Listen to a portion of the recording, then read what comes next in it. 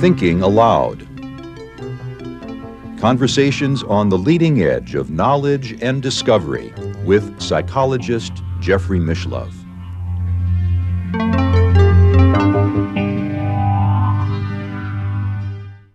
Hello and welcome. I'm Jeffrey Mishlove. Today, we'll be exploring the stages on the journey of the spiritual seeker.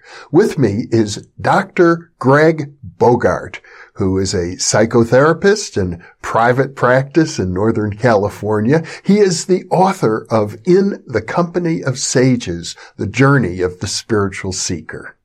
His other books include Dreamwork and Self Healing, Unfolding the Symbols of the Unconscious, Dreamwork and Holistic Psychotherapy of Depression, An Underground Stream That Heals, and also Astrology and Spiritual Awakening. This is an internet interview, so now I will switch over to the internet video. Welcome, Greg. It's a pleasure to be with you. Thank you, Jeffrey. As we think about the journey of the spiritual seeker, I suppose the very first question that comes up for somebody is, do they consider themselves to be on a spiritual path? Are they really a seeker? What are they looking for? What do they want to get out of it? And do they desire to work with a guru? Well, one feels a longing for a clearer mind, a clearer state of being, more expansiveness. And it helps to have someone show me how to do that, how to reach a clearer state of consciousness. And that's why people will seek a spiritual guide. Or a teacher. I guess we are all susceptible to self-deception, and the value of having a coach or a guide, a teacher or a guru is to provide the kind of feedback that we might not be able to offer ourselves. Well, that's true, and also to find the right practice for us, the right approach to a spiritual life.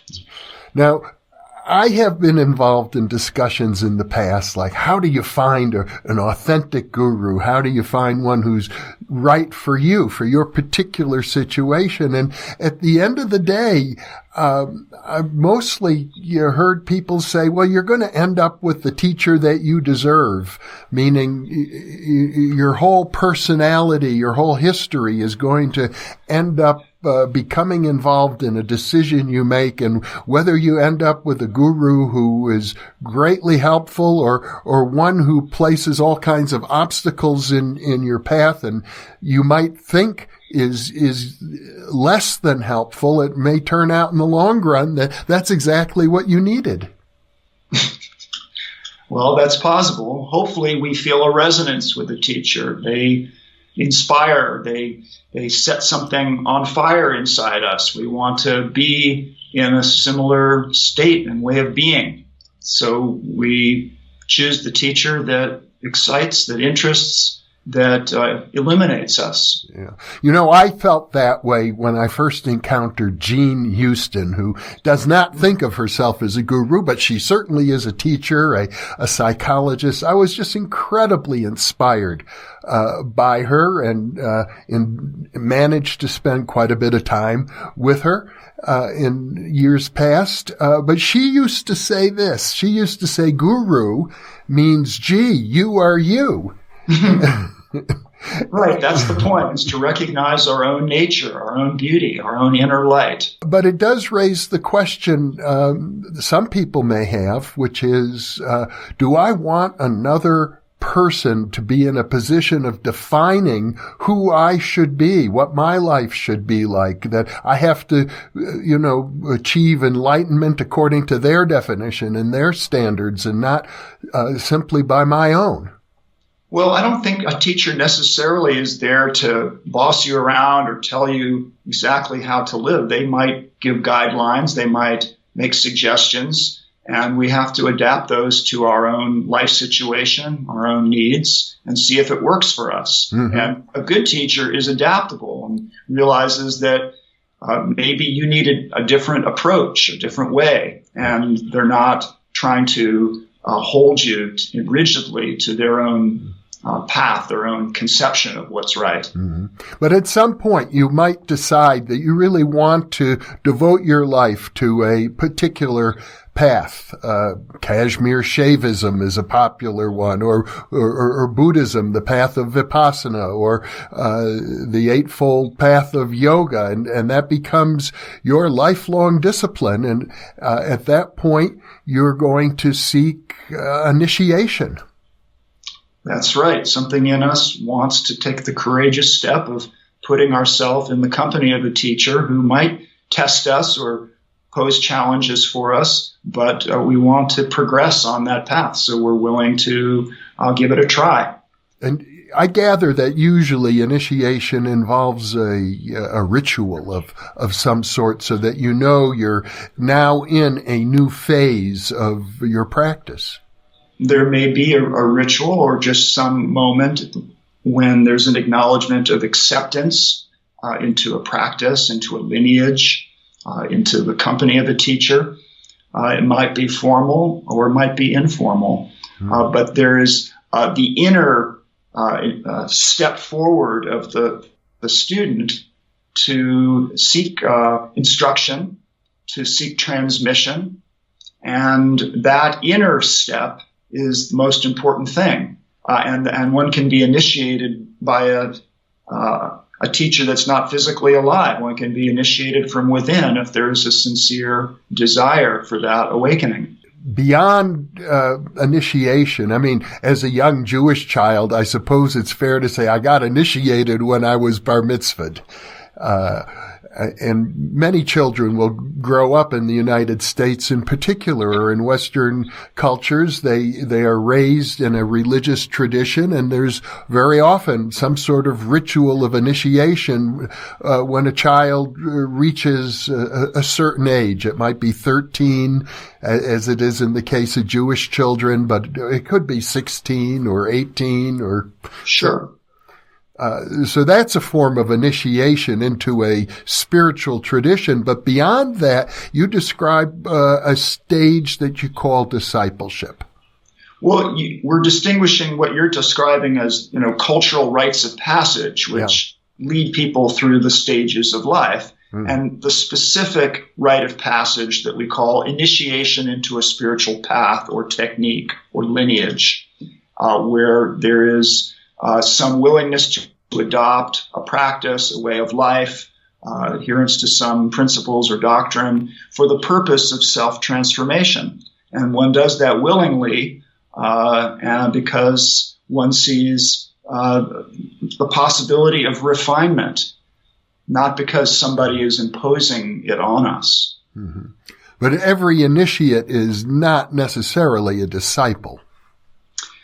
Well, I think discipleship implies adopting a discipline and organizing one's life around certain practices, a certain lifestyle.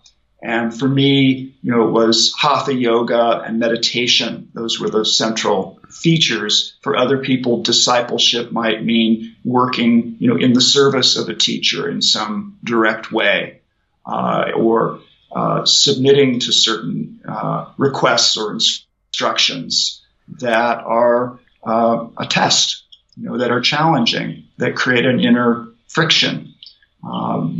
So a disciple is someone who willingly undertakes that process with a certain trust in the teacher or the teaching. In order to get to that point of having that trust, I gather that there's often a phase or a period of testing to make sure, even after you've been initiated, you may still, before you open up really at the heart level, you may want to test your teacher, or may feel the need to test the teacher, or to notice that you are being tested. That's right. The student and the teacher test one another. The student tests the teacher to see if he or she is authentic and trustworthy, and the teacher will examine the student, test their self-discipline, their energy, their focus, their commitment to the path. So there's ongoing testing. It's an ongoing human relationship. That's really what I tried to illuminate in my book, is the human emotional dynamics of this student-teacher relationship in its different phases. Mm-hmm. Well, you're a psychotherapist yourself, which is pretty much a Western practice. And but you've also entered into a spiritual discipline in an Eastern tradition, yoga. I would think that there's a certain, I don't know if friction is the right word, but a deviation that we Westerners have different ideals. We're raised, or very often, especially Americans, with a sense of rugged individualism, and many spiritual traditions come from more authoritarian cultures. And I would think that many Americans in particular are going to rebel against that. Well, there is a focus on developing the ego and the individual identity in Western psychotherapy and in Western culture in general. And that does seem to contradict the Buddhist idea of no self, the anatta doctrine, where the idea is to transcend ego. But many of us who are involved in spiritual psychotherapy or transpersonal psychotherapy believe that it's possible to undertake both projects, to develop a healthy sense of one's identity, one's occupational identity, one's ethnic identity, and so forth, and be strong in that, while also developing a connection to the spiritual realms, to a spiritual essence in us that is larger. Jung called it the big self, or he also called it the greater personality. And so I think we experience the limits of being too focused on the self, but also Americans and Westerners are not so easily drawn into the experience of surrendering the individual identity. It's not natural. Whereas in some cultures, that's more. There's more humility. There's more natural emphasis on the family or the collective, on something larger than oneself. Mm-hmm. So we're evolving our own approach to spiritual practice, and I don't think it can negate the focus on the individual.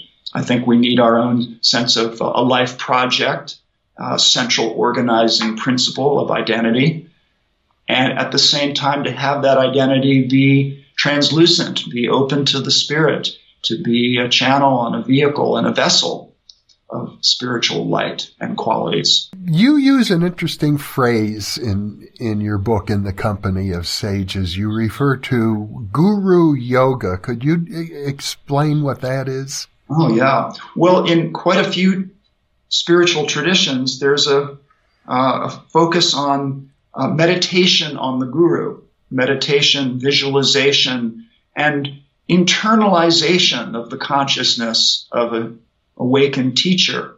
This is prescribed in Sufism, Buddhism, in various yoga traditions. In Christianity, one uses Christ as the ideal.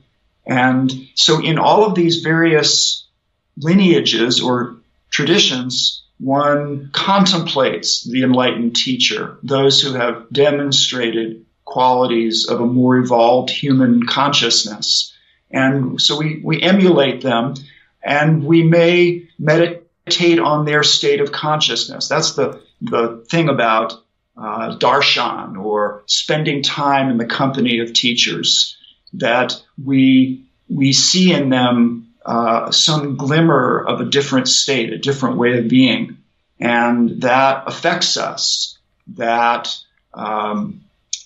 enlivens us in such a way that we meditate on the teacher and try to identify, in a sense, with the essential consciousness that the teacher radiates.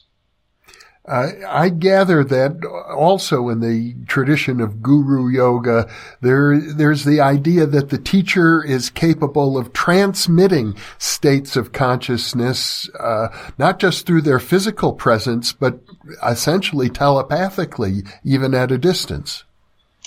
That's true. One of the things we need to realize is there's different levels of teacher. There's different kinds of teachers that may enter our lives at important times. And certainly many of my teachers were not teachers who were giving transmission and transmitting Shaktipat and things of this kind. They were teaching through their doctrine, through their yoga methodologies, and yet there are also teachers who seem to have some other level of capacity to transmit awakening, to awaken Kundalini, to enliven our own inner Shakti. Mm-hmm. And those are teachers that may rouse in us a deep reverence and a desire to receive this empowering transfer of their consciousness. I can't explain how they do that, by what means they're able to awaken others, but those are the ones we call the siddhas, the powerful ones, and some of them are very unusual characters. But anyway, I say sometimes we just need a teacher to show us how to meditate, how to watch our breath, how to clarify the mind, how to be our own guru, how the guru is our own mind. Now you use the term Shakti and Shaktipat. Could you define those? Shakti means spiritual energy. Yes, it's the active aspect of consciousness as opposed to Shiva, which is the silent, omniscient consciousness, total stillness. Shakti is the vibrational movement quality, the divine feminine. In Hindu tradition, I gather Shiva and Shakti also represent deities, which suggests that these aren't just impersonal energies. They have sometimes a personality. They do have personality, and they're also symbols of mystery. Now, you yourself had a very extensive relationship with one of these siddhas, Swami Muktananda, who was widely known in the West and widely respected for a long time, and many people attributed various powers to him. Could you describe the sorts of things you experienced in that relationship? Well, first of all, in his presence, you would feel an enlivening of your inner consciousness, your inner Kundalini energy. And sometimes that would lead to swaying or a feeling of blissfulness, spontaneous bodily movements, but most of all, just a very deep state of meditation. And he also had a remarkable telepathic quality. I don't know how else to describe it, but he seemed to be able to know what was going on inside you. And in my book, I describe, many examples of that sense that he was one with my own mind. He was somehow he was in a state of consciousness where we were not separate, and that was remarkable. And that happened, numerous times with him. So those capacities, that capacity to transmit, experiences of enlightenment, that's what causes people to become disciples of great teachers and to undergo, more intensive training and self-discipline, to be worthy of that, to be prepared to receive that experience. He's in the tradition of Kashmir Shaivism, as I understand it, which involves I've had some exposure to Swami Muktananda and to his successor, Swami Chidvilasananda, also known as Guru Mai. I found it very compelling, largely just because of the drums and the chanting and the high energy, very intense, and very, I don't know, I guess maybe exotic is even a word I would use to describe it. They had a very active ashram in the San Francisco Bay Area for many years when I lived there. None of that was what really gripped me about it. It was the use of mantric sound vibration to resonate the inner consciousness, to induce meditation. Mm-hmm. That's the part of Kashmir Shaivism that I connected to. Mm-hmm. Would you say that you became a disciple of Swami Muktananda? Yes. Mm-hmm. And can you describe more the kinds of interactions that you had with him? Well, for example, at one time I wanted to go off to India and become a Swami and leave my, not go to college and reject my parents', goals for me and their desires. And I remember that he told me that I had to go to school. I had to fan the flame of my studies until it grew into a blaze, he said. Mm. And then he told a story. He came into a room one day when I was having a fight with my parents, an argument on the phone. They were actually thinking I'd been abducted into a cult and were thinking about having me deprogrammed. And he came into a room with about 800 people, and he said, there was once a young man who was very into meditation, but his parents thought he was crazy. They were scientists and very rational people, and they thought their son was crazy because he meditated.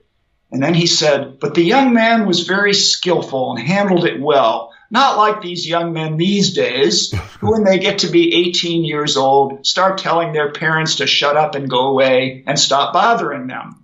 And then he turned and gave me a Shiva-like stare. And, the thing was, I hadn't told anybody that I'd had this argument on the telephone. This had just happened during the lunch break of a meditation intensive. So there was some sense that he was attuned to what was going on with me. And as it turned out, he guided me back towards a more worldly life, to not be a renunciate, not to go off to India, and to get into my stage of life appropriate responsibilities, which was to go to college and gain some skills to be able to work. At some point in your journey, you felt some conflict. You felt the need to break away from your guru. Well, this was on different levels. At certain stages, we may need to separate from a teacher. We may outgrow that particular practice. We may have gotten all we can from it. We need to individuate. We need to find our own way of being. And a great teacher lets the student mature, lets the student grow up and go off on their own. There are teachers who are extreme narcissists who want to keep everyone as a satellite to them and never want a student to graduate, if you will. And a great teacher sees that their role is to light a flame in us, to inspire us, to instruct us, to guide us in the right way so we can fly on our own. And that's more or less what happened to me. And I wasn't really comfortable in the community, and I needed to go in a different path. Plus, I was a musician. I wanted to practice and study music and learn from great music teachers. So I had other business to attend to. Mm-hmm. And as it turns out, Swami Muktananda never held me to do anything else but follow my path. When I became an apprentice to a Venezuelan astrologer, he wrote me a letter and said, keep doing this work. This is great. Mm-hmm. So for me, it was a somewhat natural growth. And I think people need to understand that the student-teacher relationship, it's an apprenticeship. At a certain stage, hopefully you've taken something inside yourself. You've learned to meditate. You've got your own spiritual connection. You don't need to be with the teacher all the time. And then it's time to go. And I know some people that really never outgrew that stage and remained somewhat restricted in their creativity or in their unfolding of their life potentials because they never really graduated. Now, there are people whose discipleship leads them into very intensive spiritual practice and meditation, and they would never leave the teacher, and I respect that. Everybody's different. I reached the point where I needed to find new teachers to learn new things, new knowledge, new ways of being a full human being. And that's what I did. I'm jumping around a little bit. I'd like to come back to the notion of Shaktipat, because I gather that, and I've experienced in the presence of both Guru Mai and Swami Muktananda, the transmission of Shaktipat. And it usually involves kind of a tapping on the forehead, I think sometimes it was with a peacock feather, sometimes it was with a hand, or even maybe a knuckle or something. And yeah, there were various ways of, physically transmitting this, but honestly, it was by the teacher's presence, his gaze, his word, even his thought that the transmission occurred. There was one time when I was sitting in his presence and I felt this throbbing and shaking at the base of my spine, and he just kind of gave me a little glance, like a little smirk. Like, yeah, there's a connection between us. But that was that's the manifestation of a remarkable yogi. There's not a lot of teachers that are on the level of transmitting Shaktipat. I know on one occasion when I was with Jean Houston, she was giving a lecture on the Hebrew Kabbalah, and in the very first sentence of the book of Genesis, which in Hebrew is Bereshit bara Adonai et hashamayim v'et ha'aretz. That's in Hebrew. It means simply, in the beginning, God created the heaven and the earth. And in her lecture, she was going through this letter by letter, which is a Kabbalistic tradition, explaining just how God created the heaven and the earth. And it somehow pushed me into this extraordinary altered state of consciousness where in one moment I could see, what passion, what love that God had to create the earth, and I was in tears. And then in the next moment, I thought, my gosh, this is the funniest thing that God has ever done, creating, and I started laughing and rolling on the floor. I couldn't help myself in laughter. And then I'd be crying and laughing alternately. And Jean Houston noticed that I was doing this. Is in a large room of people. There was a big room and people were seated on the floor, but she noticed at some point that I'm rolling around on the floor. And she came up to me and she winked and she said, "Oh, you're having an epiphany." That's wild. Yeah. It's a great story. It was wild. And I can say this, I had an experience with, I think it was Guru Mai, Swami Chidvilasananda of the Muktananda's lineage. She is his, I guess you'd call it like the Dharma successor, although they're not, in any case, I received the Shaktipat, and I have to say this, for me, in the presence of Chidvilasananda or Muktananda, I never experienced anything extraordinary at all. It seemed very ordinary to me, personally, but afterwards, that evening, I had a dream in which Chidvilasananda came and did the same thing, tapped me on the forehead. And in that dream, I began experiencing quite physically like electricity running up and down my spine, the kind of feeling you'd have, the vibration if you touched a 60 or 120 volt electrical outlet. Yeah, once Muktananda touched me with his big toe and there was an electrical spark. Whoa. So, but in a way, we get caught up in these phenomena. Yeah. And it's not the only thing that's important about a great teacher. Now, those transmissions of Shakti are remarkable, but we can get too caught up in the phenomenal part of that. The deep meditation, it seems to me, the most important thing that is sparked. But of course, that unfolding energy leads into meditation. It expands us into meditation. When we talk about meditation, there are words that come out of Eastern traditions like samadhi or satori, certain states that are supposedly achievable, not only achievable in meditation after many years, but are the goal of meditation, at least supposedly. I'm never sure, because sometimes I hear teachers say, well, the goal of meditation is simply to be with whatever's happening at the moment, whether it's samadhi or not.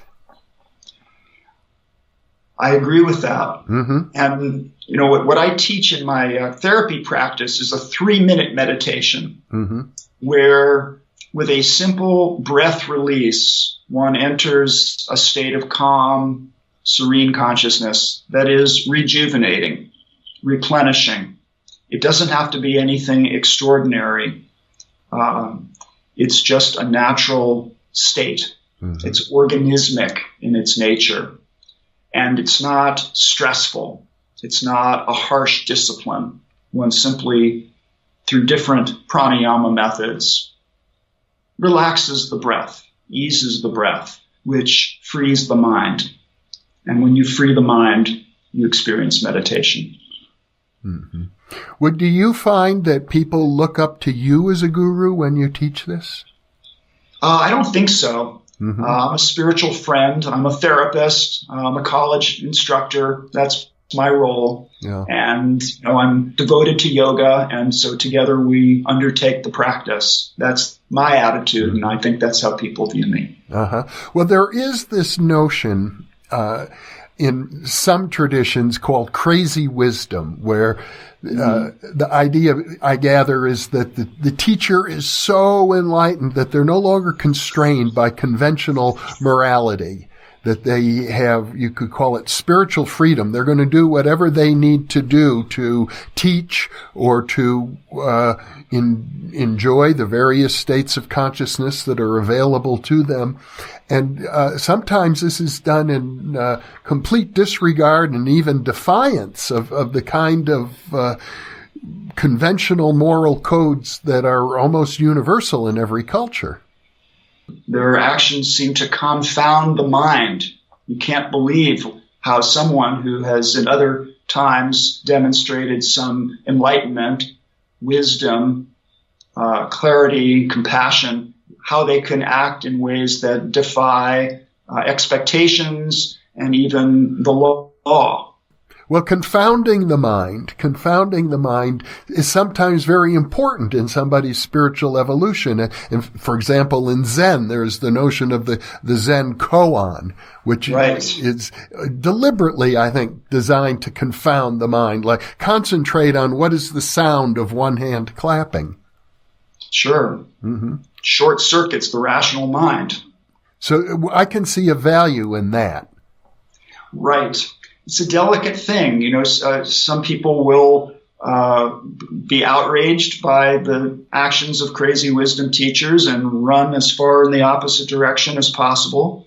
And others, having experienced the wisdom mind, the heart, the enlightened essence of a teacher, will witness their unusual, shocking, surprising behaviors and be maybe dismayed or in awe, or just they don't know what to make of it. And this is very paradoxical. It's very challenging.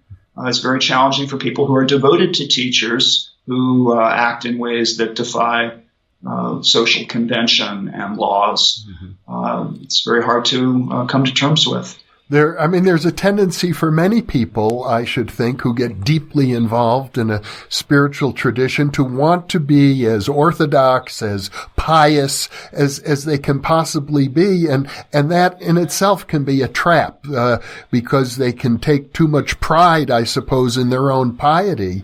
So, I know of a Sufi story where there's such a pious person and he comes to the dervish and asks for some guidance. And the dervish says, well, what you need to do is take off all your clothes and walk through the center of town naked. And of course, the pious man will refuse to do that, but it might be exactly what he needed to break free from the prison of his own piety. So you have to question, well, is this just some crazy request, or if I go through with it, will I gain something by letting my guard down or exposing myself, being a little vulnerable? And that's one of the tests that some teachers will pose for students. I feel fortunate that none of my teachers really tested me in that way, making outrageous demands or requests. But I observe that some teachers will do this. I guess it's a question of trust at some point. Sometimes they live up to our trust. Sometimes they don't. Sometimes they fall short of our expectations. Now, I'm biased, I suppose, because I do consider myself a secular spiritual person, not a joiner of any religious tradition at all. But nevertheless, it strikes me that the idea of a perfect teacher is something of an illusion and even a dangerous trap that people can fall into. I tend to think that everybody in a human body is going to have flaws, and they're going to manifest themselves one way or another. For example, the Buddha, who is widely regarded as a totally enlightened being, once told his disciple Ananda, who had come to him with a request from the female devotees of the Buddha who wanted their own order. They could become female monks, and the Buddha felt pressured, and he said, all right, I'm going to do it. But because of this request, our community could have lasted for 1,000 years. Now it's only going to last for 500. Now, if we bring these women in, but he went ahead and did it. And, to me, that's an obvious sign that he was capitulating to the social prejudices of his era, which is a normal thing to do. He was showing his social conditioning. Yeah. Limitations. I agree with you. I don't think there's really anybody who's perfect. Even the most refined, it involves teachers, they might have some shadow. They're human beings. In fact, more than might. We all have a shadow, wouldn't you say? Yeah. But lots of times, though, the tradition is going to ask you to treat the guru as if they were perfect. That's true. That's part of the ancient, Asian lineages. And I'm not sure that I totally adhere to that. Mm-hmm. We have Jung's idea that the goal is not to be perfect and holy, but to be whole, to be authentic, to be individuated. Mm-hmm. And that seems like a worthy goal to strive for. Mm-hmm. Well, I guess in your case, as having been a disciple of Swami Muktananda, having been profoundly moved by him and having developed a deep, heartfelt sense of admiration and gratitude for your work with Swami Muktananda, when he became the object of scandalous news articles, that must have been very difficult for you. It was very difficult for a lot of people. It was shocking. It seemed to contradict his stated teachings and his stated status as a celibate monk. Mm-hmm. And, I'm not, I don't have any special knowledge about this besides what other people have published and stated. But people had to come to terms with behaviors that were shocking, outrageous, morally questionable. And it led a lot of people to move, beyond Siddha Yoga, beyond his teaching. For example, to have an understanding of human sexuality and how they want to express it, how we want to express it. So, I had to find other teachers. And so I remain extremely grateful for all that I received. And I also recognize some imperfections, some things that shattered people's trust and that perhaps were not skillful means of teaching others. Well, what about the simple question of honesty? Do you think that it's important for a guru to be honest? I think integrity means a lot. I've had many teachers who were not perfect people, but they had integrity. They were who they said they were. They kept their word to me. Mm-hmm. They didn't let me down in that sense. So I think that is important and leads to a continuing affection between students and teachers over the course of time. And even if we move away from a teacher, we graduate from their influence, we move on, we may still feel a lot of love because of all that we got from them. And their honesty, their straightforwardness means a lot. Mm-hmm. And that's one of the deep, the human qualities that we take from the relationship that may have the greatest enlightening influence on us. Mm-hmm. We all grow up from our childhood with some knowledge of the conventional morality of whatever culture in which we're raised, but many spiritual traditions, to my understanding, have, I guess you'd call it stages. Like in Buddhism, there's this notion that at some point in your development, all of the early teachings, the Eightfold Path and so on, fall away. And you realize, well, those were important teachings to get me to the point where I am now, but I'm in a new phase. And those lessons no longer have the same weight that they once had, nor should they. Right. I have to outgrow some of the forms. I'm experiencing that now. I've been an intense hatha yoga practitioner my whole life, and now suddenly I have a torn meniscus in my knee, and that really restricts some of the movements I can do. And I realize that's it's something I have to let go of. It's been a form that has given me great happiness and liberation, but I have to be liberated from the form, from the structure, from the discipline, and simplify. So that's something that may happen. Mm-hmm. Yeah, as I get older, I find that sitting in the lotus position is no longer good for my knees. Right. Mm-hmm. I know. I can't do the lotus position anymore. But you can meditate comfortably in other positions. Mm-hmm. But of course, I'm thinking of deeper things than just postures. For example, sure. When you enter yoga, if you enter the classical yoga path, the 8 limbs of yoga, I think the first limb is to stop all your bad habits. Right. The yamas and the niyamas. Get your life straightened out. Yeah. And I do remember on one occasion, many years ago, I had the pleasure of interviewing Chogyam Trungpa, a Tibetan Lama in the crazy wisdom tradition, and he was chain smoking. And I said to him, how can you're a spiritual teacher, how can you be chain smoking? And he looked at me and he says, well, when you're enlightened, you can do anything. I found that answer very unsatisfactory, but I think many of his disciples did not. Right. And many followed his example with a lot of heavy drinking. They loved the sake. Yeah. And, he could do anything, but he died at a young age from liver damage. So that was unfortunate. He was one of the greatest teachers I ever encountered. But yeah, his health habits could be improved. Mm-hmm. And other gurus, I think of Rajneesh, very popular guru, was known for sometimes encouraging people in the community to get involved in activity that certainly seemed to border on, if not actually be instances of violence.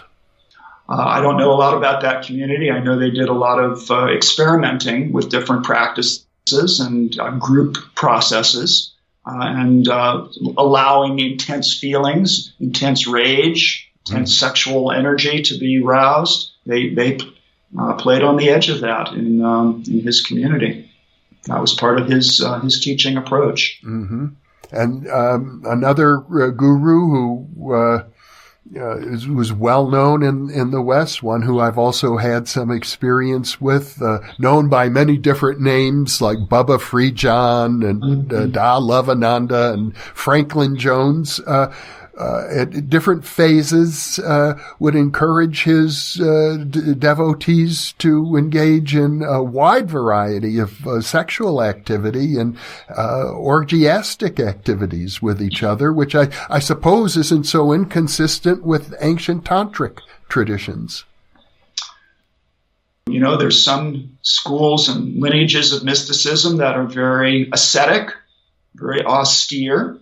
And there are others that are what we call antinomian, that defy convention, that try to free people up through a little bit wilder behavior. Yeah. Sure. Well, I'm aware that it has existed in Judaism. It has existed in the Russian Orthodox Church.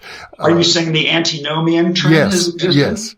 Antinomian, hedonistic offshoots and sects of some very orthodox traditions. I'm pretty sure they may be minorities, but I think you can find them pretty much everywhere.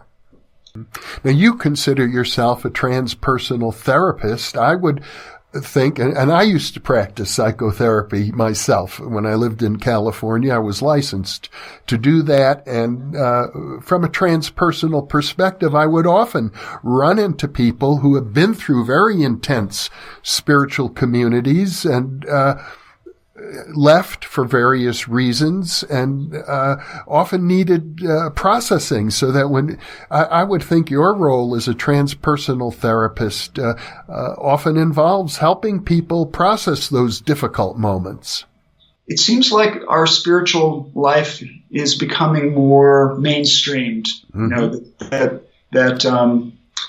it doesn't seem like right now people are on those tracks as much. There's the greater popularity of self-liberating practices like Vipassana meditation, like Hatha yoga, that are not so centered around receiving grace or, self-offering and surrender to a guru. And so it seems to me those approaches are less likely to cause major conflict of the kind you're alluding to. Yeah. And I should think in these days, because so many people have now been through one or another spiritual tradition, there's more social support. If you end up finding yourself in a place of great discomfort, or if you've been burned in your relationship with a teacher, you're likely to find therapists or even spiritual friends who can help you adjust to a new circumstance. I think so. And I think there's also the fact that in the last several decades, a number of teachers have been given a sort of fiery testing as their followers or communities have risen up to question their behavior, their authoritarian attitudes, their abuse of money or power, and in some cases have even been banished by their communities. So that I think the spiritual teachers of the future, at least in the West, are going to realize that they have to answer to a different kind of standard than the unquestioning submission to authority that surrounded gurus of centuries past. Mm-hmm. Well, as a parapsychologist, Greg, I'd like to conclude by asking you how you, as a therapist, as a spiritual friend. I think some people might regard you as a spiritual teacher. How do you feel about psychic functioning? How does that sit with you? I think if psychic capacities arise naturally, spontaneously, that's remarkable. It's not something I personally seek.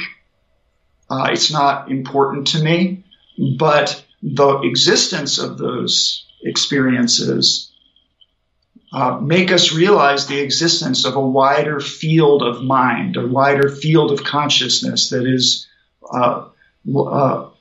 larger than our ordinary consciousness.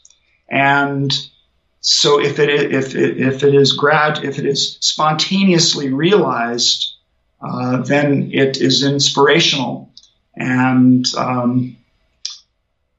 that's where it sits with me. Mm-hmm. Well, Greg, this has been a very pleasurable and enlightening conversation. Thank you so much for being with me. Thank you, Jeffrey. I really appreciate it.